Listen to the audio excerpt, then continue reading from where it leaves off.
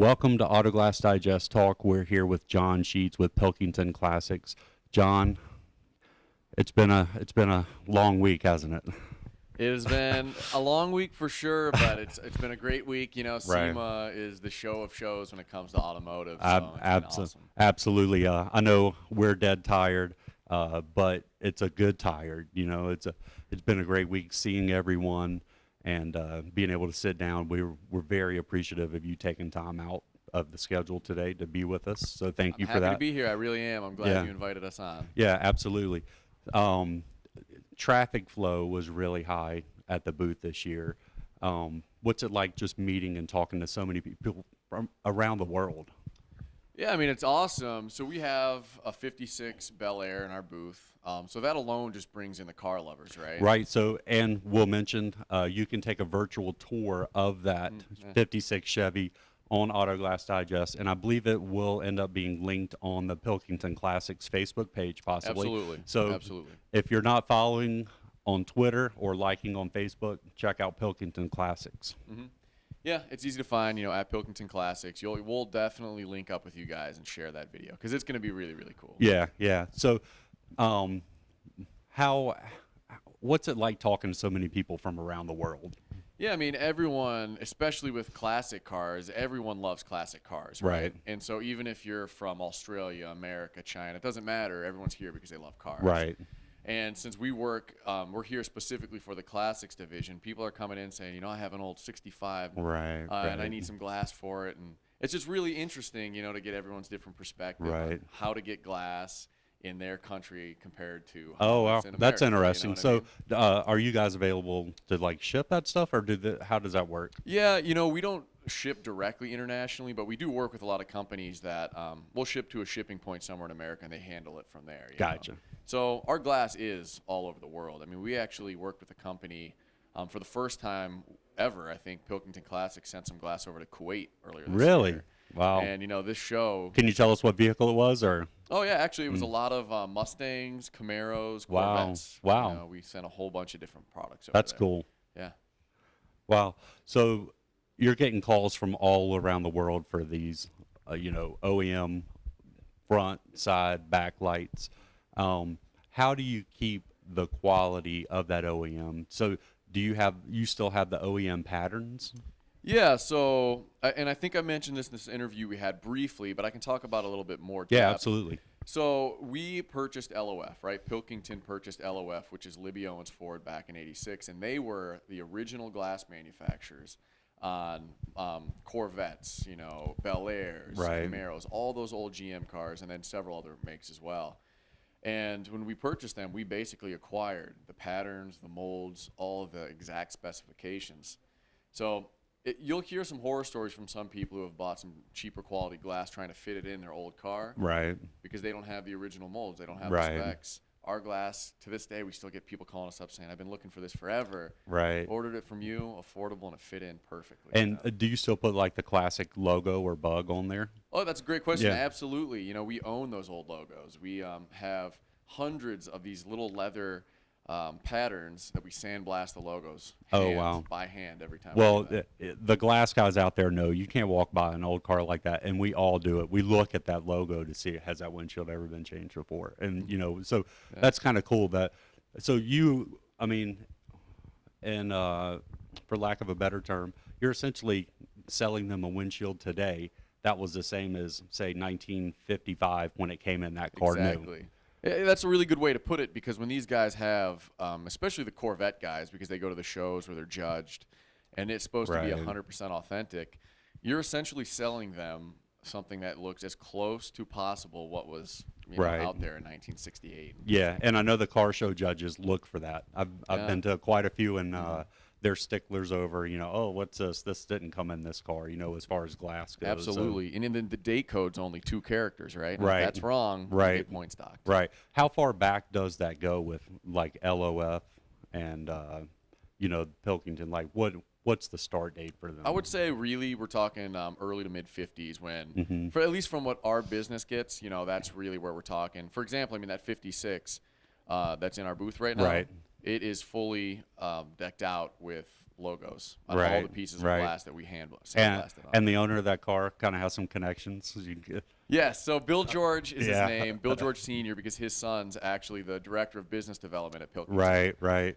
Very good connection to have. Yeah, and who I spoke with for a little while, great guy. I mean, he was, very helpful. He let us put that VR cam inside the car. So I think he's 40 years my senior and has more energy than I do. Right, One of the most energetic people I've ever met in my life. Well, there's so much traffic at your booth, and I just saw him. He was like talking to so many people, and he's really passionate about cars, you can tell. So Absolutely. A big thanks to him for letting us put that camera on his seat. I know he's probably watching us to make sure, but that car, it's flawless. I love that car. Yeah, and he's very excited about it. I mean, that just shows the passion that you get at these type of trade events. Right. He can't wait to see that. And if we can get him a headset to watch it through, his mind will be blown. Yeah, sure. Maybe we can make it happen by the end of the day. We have the headset there. Maybe I can at least let him check it out on the laptop or something, or get it in there. Excellent. Yeah. So, as far as shows go, is SEMA the biggest show for you guys? For Pilkington Classics, it's absolutely the biggest show. And I mean, honestly, it's hard to be much bigger than this, right? Right. It's so big. And this is, I would say, our premier show that we come to every year. It's definitely our biggest booth. It's the only show that we actually have a classic car that we're displaying in, decked out in our glass.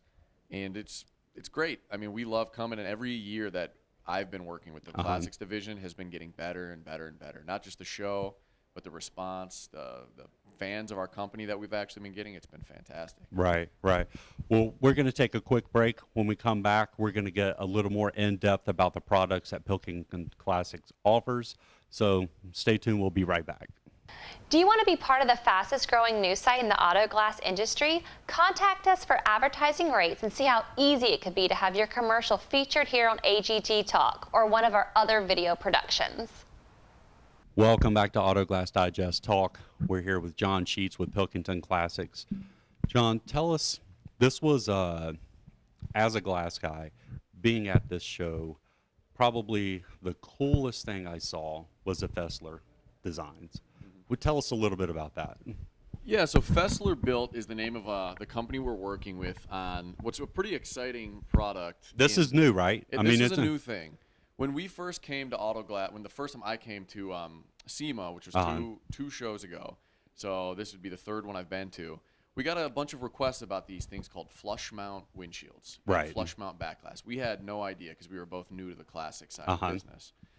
And we started talking to this customer, or a company called Fessler Built, who is now a company that we are working with, and we've manufactured these flush mount windshields. And what they are is essentially on these older models that have, the chrome trim or the gaskets. Right. You basically remove those. We've extended out the glass so it's flush against the pinch weld, flush against the automobile, so that it looks, very clean, very, very cool and modern. Yeah, and with the underside molding, it actually looks like it could have rolled off the assembly line today. So you're getting the look of today, the clean look of today's car in a classic car. Yeah, exactly. Exactly, and it gives your car. Everyone's always searching for that new thing to make their car look a little bit different, a little bit cooler. Right. And it gives it that new sleek look, and so it's been really, really fun, exciting, and we've gotten such good feedback. And again, it's Fessler Built is the company that exclusively sells these flush mount windshields right now, and we're the exclusive manufacturer with them. Oh, we'll get the information at the bottom of the screen here so they can contact them. Do you know which vehicles they make that for now? Yeah, currently we have first and second gen Camaros, first and second gen Mustangs, and this show is actually the unveiling of our C10 trucks that we're doing this as well, and those will be for sale very soon. And by the end of next year, we want to have 15 more models. Wow. So Novas, Chevelles, all these things we're actually working on right now. All the great American muscle. And it's very cool because I think these products are the first time we've ever actually had our Pilkington Classics logo on the glass. Oh, wow. Yep. So it's our product with Fessler. It's really, really cool. And those those windshields are coming with a frit band on them also, right? Exactly. Yes, So, sir. yeah, it's the look was so clean. I thought it was something that someone, just kind of came up with. And then once we started talking, I was like, wow, you guys are behind, And I was very cool. So we'll put up a link on the website. Go there, find it. If you guys are classic car guys or just windshield guys in general, it's super cool to see. And I have to imagine from a technician standpoint, when I saw that, I was like, that's way easier to Absolutely. do. You know, you're not dealing with probably the rust issues. You're putting it in with adhesive, not the rubber gasket and the chrome and the clips, and it just and all that looks, stuff's hard to get a hold of sometimes. and those expensive. gaskets and chrome. Yeah. And you know, I mean, if you don't do them, you know, frequently, then it's kind of tough as a technician to jump on an older car like that and do it. But those are really cool. So we're definitely going to get that information up on the website. Yeah, that'd be great. Thanks. What else do you guys have on the Classics line? Well, I mean, you know, our bread and butter product really are the old 60s, 70s, and back into the 50s muscle cars, right? Especially the GMs, because we were original equipment manufacturers on there. Right. We are starting to add to our accessory line as well. We have some new cutout tools. We have a new Classics toolbox that we have. Oh, wow. We're starting to bring in some new products like glass cleaners and polishes and all that sort of thing. So we're really trying to build an actual brand that's not just glass. We want Pilkington Classics to be seen as more than just glass at this point. Right. What about weather strips? We currently don't have too much on the weather strip side. We work with some other companies, but again, I mean, down the line, we really want to bring all of that in and private label things, Right. you know, make some of our own stuff.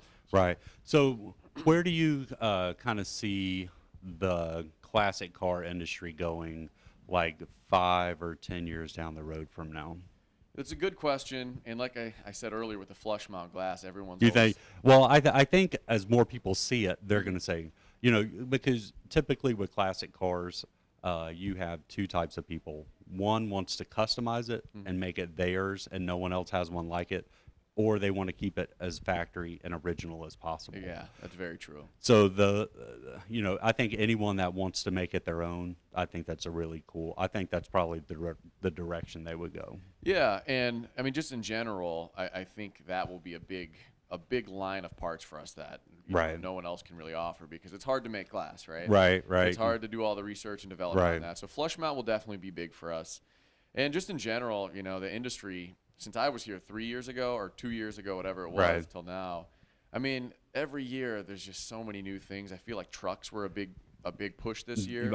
Yeah, they're lined up outside, inside, they're all over. And I can say some of those C10 trucks and some of the old, all the old Fords, all the old Chevys, all those old trucks, we're getting a little bit more calls about. So I think Right. trucks are going to be a big classic car push in these next couple of years. Right. And for you Ford guys, we actually do an interview in front of the GT500. Oh, nice. And yeah, so they'll be able to see that with the flush mount. Yeah. Oh, with the Fessler. Yeah, Yeah, yeah. you guys did that yesterday. That was that'll be really, really. Yeah, she was so great to take time out for us, and good looking car. And then 65. I know it's I'm a Chevy guy, but when I see that car, I'm like, that's a car. You know what I mean? Absolutely. So, in general, do you think that maybe the flush mount will expand into some newer cars that could benefit from it?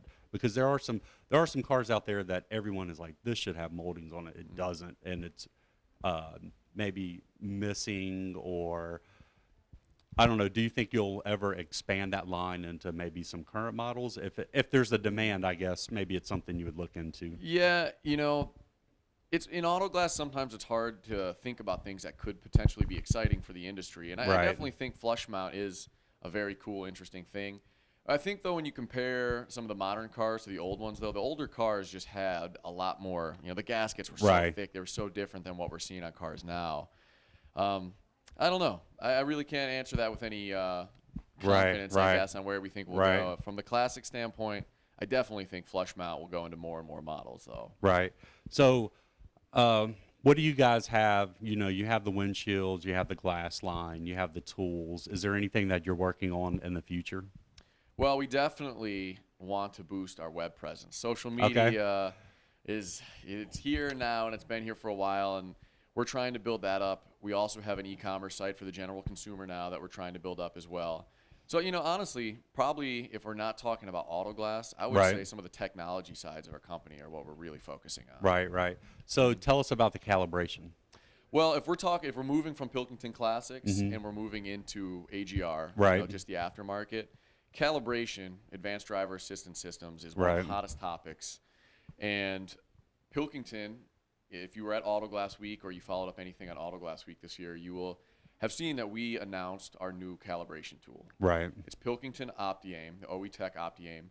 And we really think that it's going to be huge for the aftermarket industry. Right. You know, dealerships have had a lack on these type of tools, and it's really hurt us over the last couple of years. And Right. since the industry's moving in that direction, and we know more and more base model cars are going to have camera systems that Right. require calibration. Right. And I think it's been a long time coming, so I'm glad you guys stepped forward and said, hey, this needs to be addressed. And when can we see that? Well, I mean, when will people be able to actually We are targeting Q1 of 2017. Okay. We're on track to have the tool out in the public Q1 of 2017. And Right. if you really think about it, calibration is almost like a whole new industry in and of itself. Right. If you install glass, this is a whole new product you could offer to the consumer. Right. As technology grows, and I've mentioned this before to people, and they seem, a laptop is going to be one of your tools. I mean, some kind of you're going to have some kind of computer with you in the future, you know, maybe even a couple years from now, because there's so much stuff incorporated into the glass now. And I think, you know, looking at the calibration aspect of it, what details do you have? Is there a certification program that goes along with that, or how will that work? Yeah, that's a great question, and some of those details will be announced officially by us in the very near future. But yes, there will be required training. Right. You know, there will be some required information that you have to have proved that you absorbed and understood. Right. I don't know if it will be a test or just a certification or what it will be, but it does require some special training. Right. And there's a lot of liability in the industry with these new calibration tools. Right. People know that. So we want to make sure that if we do this, which we are, we're doing it right. And so, training will be a big part of this. And that will be something that you would have to have in a shop. It wouldn't be something you could do mobily. Are you talking about The calibration itself? Well, you could potentially do it. Most of the static calibration, which requires the boards in front, some of them you probably could do mobily because they're really small. Some of them actually just have a suction cup that you put on the front of your car. Really? It's a really small board. Right, right. Some of these boards are 5-6 feet wide, and you really can't do that mobily. And then, of course, there's the dynamic calibration, which you basically plug in the OBD slot, start the process, and actually go on drive cycles. So you could do that mobily as well, but for those, you really want to have 2 installers. Right. You should never do a calibration that's dynamic with only 1 installer, because you want to make sure someone's watching the calibration, someone's watching the road. Right, right. And do you think a lot of people interested in inquiring about getting onto that? Absolutely. We've actually worked with some installers around the country as beta testing the tool to make sure it worked. And the amount of calibrations that have been performed compared to their overall business is significant. Right. Probably more than you would think. Right now, I can't give any specific numbers. Right. But yes, it's a big deal. Yeah. I spoke to some guys here in town at the show, and they were getting pushback from insurance companies not wanting to pay for it. Then and then it ended up at the dealership. And the dealership, it's a pretty expensive process. Mm-hmm.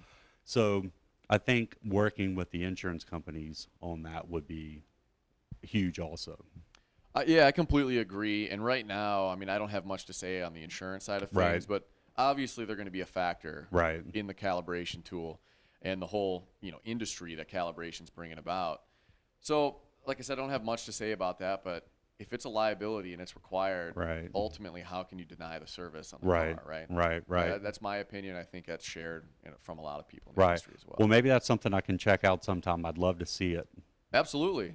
Yeah, we could set something up. We'd love to have you and do a little piece on it. Yeah, we'll bring the camera down there and check it out, and anything that we can record, that's not top secret. Right, and at this point, we've released the video out there. We've released what the tool is, so most of the information's out there. It's just some of the training and that stuff that we're still waiting to release. Right, and once that rolls out, what do you think, or do you know already what the process is? If I called you as soon as you said they're available, and I said I want it, how long would it take to get it? Or is that even available now? Well, I don't think we know 100% yet, because at Auto Glass Week, that was our first announcement. Right. And we're still gauging the interest, but I have to say the interest has been fantastic. I mean, we've gotten so many people who have signed up Right. as our, basically on the newsletter program or Right, a right. pre-order that's not actually putting money down to keep in the loop with what's going on. So I don't have that exact information right now. Right. Again, that will be pretty soon announced from us And on a rollout plan. and if people will follow you on Twitter and like you on Facebook, they'll get the updates kind of as everyone else does. Absolutely. We actually have an OptiAim focused social media account now. Oh, really? On Twitter and Facebook. It's all tied in, Classics, Pilkington AGR, and OptiAim. Everything will tie together. We're going to announce it all in the same place. So, yeah, check out OptiAim.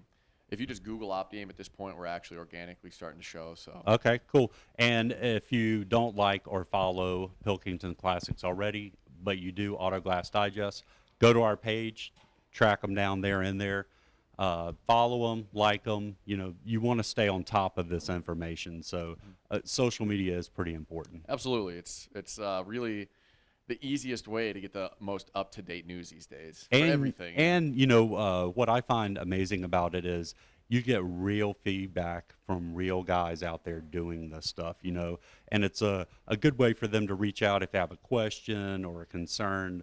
They can just hit you up on Facebook or Twitter, and someone can reply to that. Yeah, absolutely. And like I said, that's a big focus for us, social media. Right. And so we're going to be using it more and more. Yeah, it's definitely the wave of the future. Whereas before, you would have to email a ton of people, and now you can send out a tweet and hit a couple thousand people at once. So yeah, it's definitely huge. So definitely Twitter, Facebook. Do you have Instagram? We do have Instagram and Classics, not on the OptiAim side, but yes, we do have a Pilkington Classics Instagram page as well. We are just getting into the Instagram. It's tough for me to manage too, so we're going to throw Instagram on there probably first of the year. So look out for that also. But it was definitely great for you to stop by. I know you're super busy today. And I know everyone watching and myself very appreciative for you to stop by. Jamie, I appreciate you having us. I think it's a great thing you're doing here. I think really you're appreciate pushing it. some of the media stuff forward in the auto glass industry, and I think it's awesome. Thank you. It's a very interesting learning curve, but we're getting there. So we just are thankful for everyone that watches and for all the vendors and guys out there that kind of help us. If it wasn't for you, we wouldn't have anything to put out for our viewers. So very appreciative. I appreciate it. Thanks for having me on. All right. Thanks, John.